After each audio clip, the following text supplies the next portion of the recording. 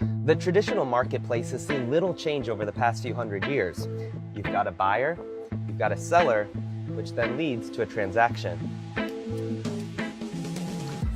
But over the past couple of decades, things have started to change at an unprecedented pace, and perhaps no company is reshaping that experience more than Alibaba. Alibaba is one of the world's largest retailers. The company has more than 500 million people using its shopping apps every month. And if you're thinking its scale is limited to China, well, think again. It has operations in more than 200 countries. The company was founded by CEO Jack Ma in 1999 with 17 other people, and he knew he was onto something big. When I have a competitor like a Google and eBay as a Chinese local company, we can learn a lot. We can improve ourselves. They should be careful of us.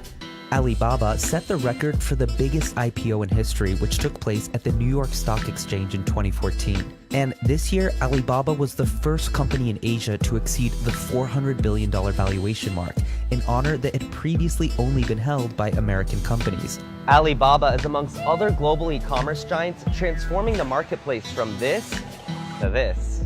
The company is made up of three main sites: Taobao, Tmall, and Alibaba.com. Combined, they have hundreds of millions of users and host millions of merchants and businesses, which means they can pretty much be used by anyone, anywhere, for anything. So how does it even work?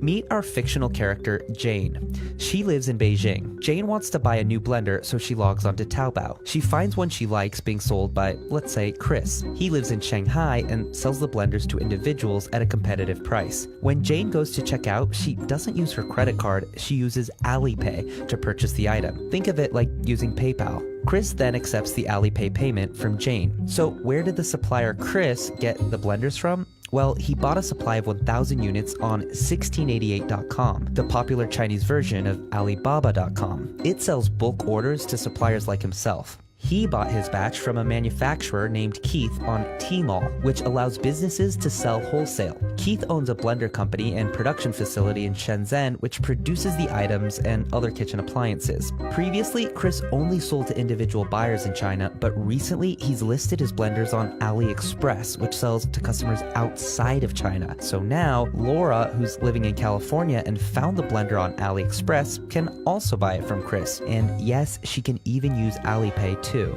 Of course, importing products from China into the US is nothing new.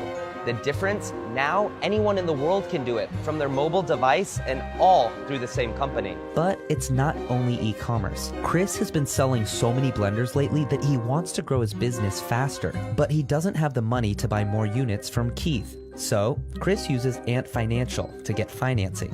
The loan helps him order an extra 10,000 units. So for buying, selling, digital payments, and even financing, you've done it all in Alibaba's platforms. And Alibaba now includes a shipping company, a messaging app, a movie studio named Alibaba Pictures, and more. Alibaba's growth is primarily fueled by China's massive population and rising middle class, but Jack Ma wants world domination for the company. That's why Alibaba is investing heavily in companies in other markets as well, most of which are also being pursued by Amazon.